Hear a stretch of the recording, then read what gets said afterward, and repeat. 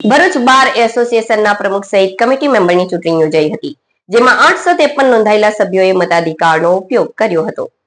ભરૂચ બાર એસોસિએશનની ચૂંટણી માટેનું ઉત્તેજના અને ઉત્સાહભર્યા માહોલમાં મતદાન યોજાયું હતું, જેમાં બે પેનલ વચ્ચે ચૂંટણી જંગ જામ્યો હતો. 853 સભ્યો ધરાવતા ભરૂચ બાર એસોસિએશનના પ્રમુખ, ઉપપ્રમુખ સહિત કમિટી મેમ્બરની 16 જગ્યાઓ માટે ન્યાયાલય સંકુલ ખાતે મતદાન પ્રક્રિયા હાથ ધરાઈ હતી.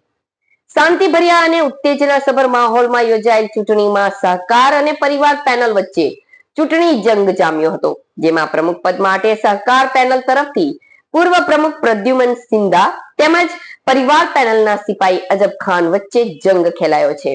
ભરૂચ બાર એસોસિએશનના કુલ 853 સભ્યો મતદાન કરશે.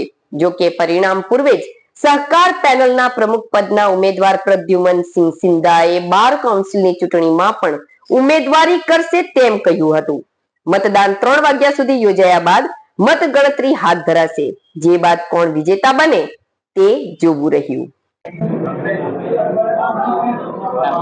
આજ રોજ બાર કાઉન્સિલના આદેશ મુજબ 10 ડિસેમ્બરના ત્રીજા શુક્રવારે ગુજરાતના દરેક બારના પ્રમુખોને એમની કમિટીની ચૂંટણી હોય છે.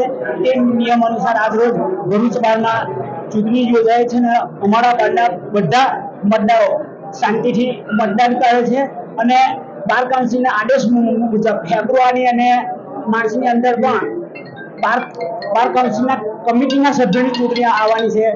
જેમ અત્યારે હું પ્રેસિડેન્ટમાં ઉભો છે તેમ પેલી ચૂંટણીમાં હું સભ્ય તરીકે ઉભો રહેવાનો છે. એવું મારા બધા મતદારોએ મને પુષ્કળ આગ્રહ કર્યો છે. એક હું ગુજરાત બાર કાઉન્સિલની ચૂંટણીમાં પણ હું મારી આગેવાની કરવાનો છે. બસ એ અભ્યર્થના